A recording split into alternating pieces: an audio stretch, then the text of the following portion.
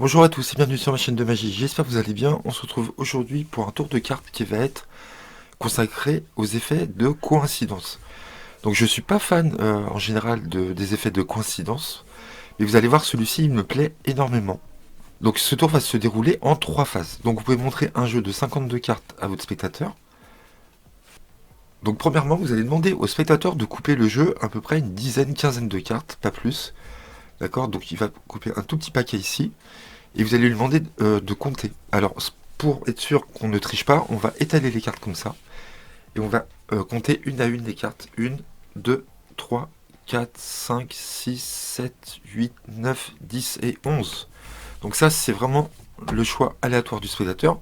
Et on va couper le jeu ici, comme ceci. Et donc, on va demander au spectateur de retourner chaque carte et on va compter jusqu'à la 11e carte. D'accord. Donc on va lui demander de retourner les 2 premières cartes ici. Donc on arrive sur un roi et un 9, il n'y a aucune coïncidence. Donc 2, 3, on voit bien qu'à chaque fois ça ne matche pas. 4, 5, 6, 7, 8, 9, 10. Et là on arrive sur les 11e cartes, on va regarder ce qui se passe. On arrive à 11 et on retourne.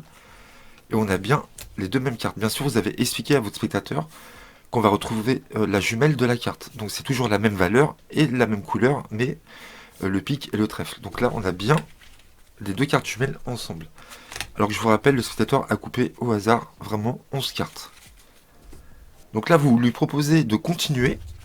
Donc on va faire exactement pareil. Donc vous rassemblez les cartes.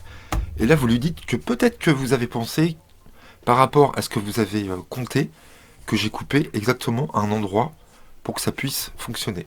Peut-être que oui, peut-être que non. Maintenant, vous allez faire exactement la même chose. Donc, vous allez couper un certain nombre de cartes, moins de 15 à peu près, une dizaine, une quinzaine. Donc, il coupe à peu près cette partie-là. Et là, vous ne lui demandez pas de compter.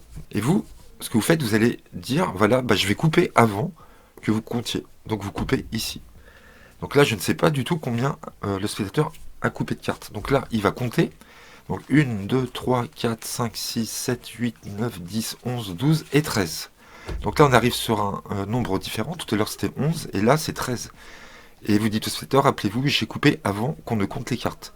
Donc pour moi, il serait très dur de couper exactement au bon endroit pour que ça matche. Et là, vous comptez à nouveau. Donc, il compte, le spectateur, il le fait 1, 2, 3, 4, 5, 6, 7. Donc là, il y a 2 as, mais ce n'est pas la même couleur. 8, 9, rien ne correspond pour le moment. 10, 11, 12, et attention, on arrive à la 13e paire. On retourne, on est bien sur les 2 mêmes cartes. Les cartes jumelles, le 2 de pique et le 2 de trèfle. Et vous lui dites que s'il avait continué, un de plus, on serait tombé sur des cartes différentes à chaque fois. Ok. Donc là, vous lui proposez une dernière fois de recommencer. Donc on va refaire une dernière fois. Et vous faites remarquer au spectateur que peut-être que la seconde fois, quand il a coupé, j'ai pu peut-être estimer vite fait, en jetant un coup d'œil vite fait à son paquet coupé, puisqu'on a compté juste après, j'ai peut-être pu estimer le nombre de cartes coupées, et donc j'ai pu peut-être couper par rapport à mon estimation. Et donc là, pour que ça soit beaucoup plus dur pour moi, vous dites au spectateur, je vais couper à l'avance les 2 paquets. D'accord. Donc je vais couper à l'avance les 2 paquets. Donc là, j'ai coupé un paquet plus gros, pour que vous puissiez prendre les cartes comme vous voulez, le nombre de cartes que vous voulez, mais cette fois-ci, donc pareil, une dizaine, quinzaine de cartes, vous vous arrêtez quand vous voulez, mais cette fois-ci, vous allez les distribuer une à une comme ça. Donc il les distribue une à une, 3, 4, 5, 6, 7 et 8. Imaginons, il s'arrête ici. Donc là, la 3e phase est encore plus forte, puisque vous avez coupé bien avant qu'il compte ses cartes. Donc là, il a compté 8 cartes, il a pris 8 cartes, et donc on va faire exactement pareil. Donc une, donc là, rien ne correspond. 2, rien ne match. 3, 4, rien ne correspond encore. 5, là non plus.